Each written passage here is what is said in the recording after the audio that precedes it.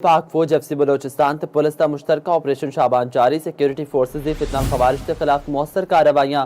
Security जराये के मुताबिक मजीद 3 दहशतगर्दां दे जहन्नुम वासिल होने मुसद्दिका इतलात ने ऑपरेशन शाबान में जहन्नुम वासिल होने वाले दहशतगर्दां की तादाद 79 हो गई।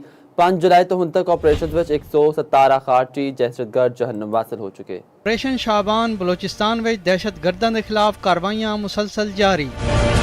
सिक्योरिटी जराये के मुताबिक सिक्योरिटी फोर्सेज वालों खारजियां नूं फजाई ते जमीनी कार्रवाइयां विच निशाना बनाया जा रहा है। ताज़ा कार्रवाइयों दौरान होर 8 खारजियां नूं हलाक। जराये का कहना है कि ऑपरेशन शाबान विच हलाक होने वाले दहशतगर्दां की मजमूई तादाद 79 हो गई है। 5 जुलाई तो हुन तक ऑपरेशन शाबान ते होर इंटेलिजेंस बेस्ड ऑपरेशंस विच मजमूई तौर ते 117 खारजी दहशतगर्द हलाक हो चुके हैं। सिक्योरिटी जराये दा होर कहना है कि आखिरी दहशतगर्द के खात्मे तक बलोचिस्तान विच ऑपरेशन शाबान बिला रुकावट जारी रहेगा। खालिद महमूद, चौपाल, इस्लाम।